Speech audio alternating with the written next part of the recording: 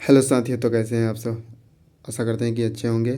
तो जी हाँ साथियों, आज के जो एग्ज़ाम है बायोलॉजी के क्लास 11th की, उसकी जो ऑब्जेक्टिव और सब्जेक्टिव क्वेश्चन आपको मिल जाएगी। तो आज देखिए, मैं बायोलॉजी का क्वेश्चन लेकर आ गया हूँ और इसको सॉल्व करेंगे एक एक करके। और आपने, अगर आपके पास क्वेश्चन है, आपने टिक मारा है तो उसमें मिलाते जाइए। देखिए पहला क्या है, प्रकाश अभिक्रिया चरण में निम्नलिखित में से कौन शामिल है। तो इसका हो जाएगा बी आंसर। कौन हो जाएगा?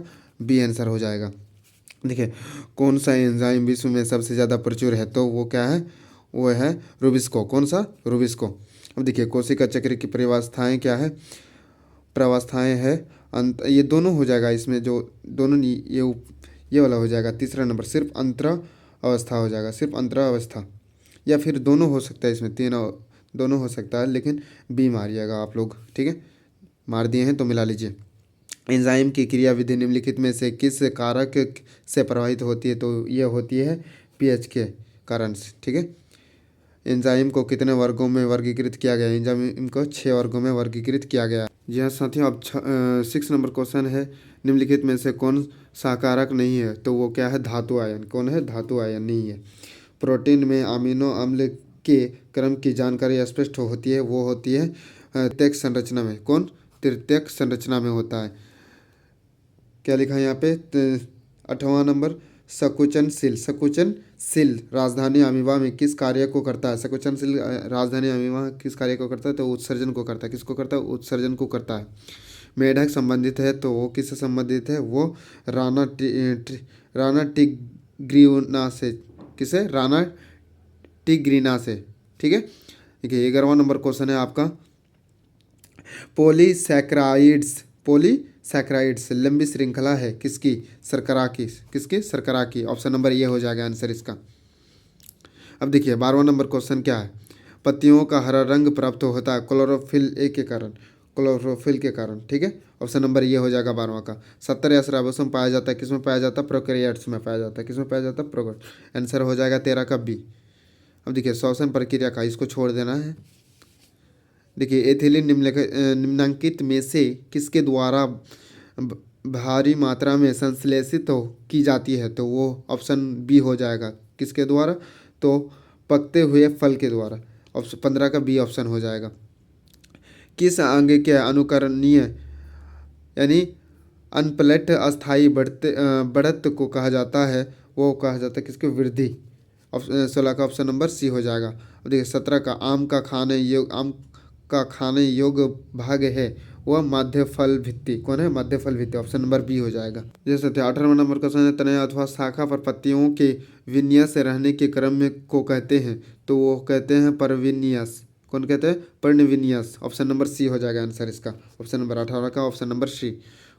19 का, कोशिकीय अंग केंद्र की खोज सर्वप्रथम किसने किया था? वो किया था रॉबर्ट हॉक ने। किसने किया था? Robert hoc. 19 का ये हो जाएगा। अब देखिए, प्रकाश तथा अप्रकाशिक अभिक्रिया संपन्न होती है तो क्लोरोप्लास्ट में। क्लोरोप्लास्ट में। ऑप्शन नंबर डी हो जाएगा 20 का। निम्नलिखित में से कौन संश्लेषित ऑक्सीजन है? तो इसका ऑप्शन नंबर हो जाएगा ए। कौन हो जाएगा? ए। ये किसका? ए। राइबोसोम अंतर्द्रावी जालिका के किस सतह पर चिपके रहते हैं? तो वो बाहरी सतह पर चिपके रहते हैं। ऑप्शन नंबर बी हो जाएगा 22 नंबर का।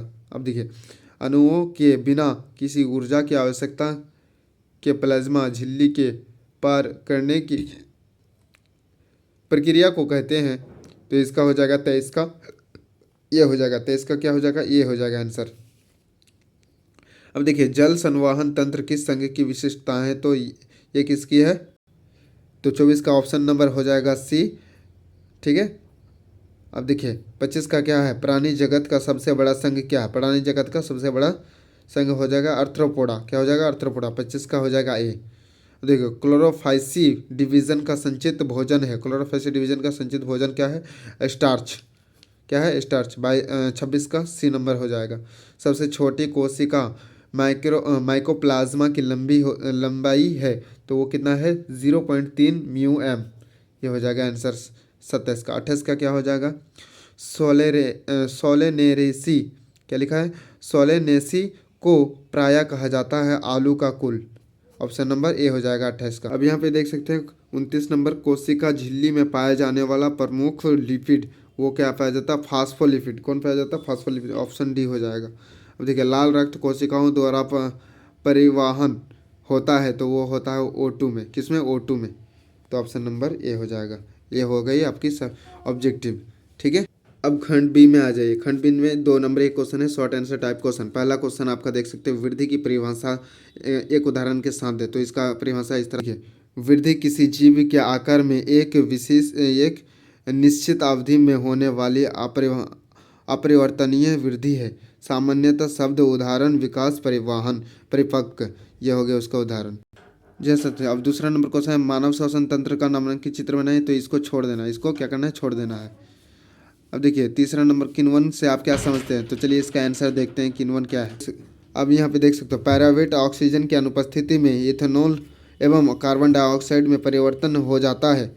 यह क्रिया किण्वन कहलाता है, जो ईस्ट में होता है। अब देखिए इसका कुछ और अलग तरीके से लिखने के लिए, किण्वन एक जैविक रासायनिक क्रिया है। इसमें जटिल कार्बनिक यौगिक सूक्ष्म सजीवों की सहायता से सरल कार्बनिक यौगिक में विघटित होता है। इसके कुछ टॉपिक है, इस क्रिया में ऑक्सीजन की आवश्यकता नहीं होती है। किण्वन के प्रयोग अल्कोहल या शराब का निर्माण में किया जाता है। अब देखिए इसका इंग्लिश में आप इस तरह से लिख सकते हो। अब देख लीजिए, हम आगे बढ़ते हैं। अब यहाँ पे चौथा क्वेश्चन देख लीजिए, प्रकाश तथा अप्रकाशिक अभिक्रिया में अंतर स्पष्ट करें। चलिए इसका आंसर देखते हैं। देखिए प्रकाश तथा अप्रकाशिक अभिक्रिया में निम्नलिखित अंतर है। देखिए प्रकाश अभिक्रिया प्रकाश की उपस्थिति में होती है, जबकि अप्रकाशिक अभिक्रिया में प्रकाश की उपस्थिति नहीं होती है। प्रकाशिक अभिक्रिया हरित लवक के ग्रेना कणों में होता है, जबकि अप्रकाशिक अभिक्रिया हरित लवक के स्ट्रोमा में होती है। प्रकाशिक अभिक्रिया में जल अपघटित होकर हाइड्रोजन आयन और इलेक्ट्रॉन बनता है और अंत में ऊर्जा अणु बनते हैं, जबकि अप्रकाशिक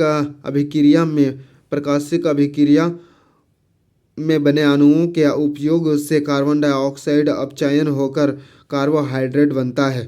तो ये हो गया चौथा का आंसर। अब देखिए इसका इंग्लिश में आप इस तरह से भी लिख सकते हो, इंग्लिश में ये आंसर हो जाएगा इसका।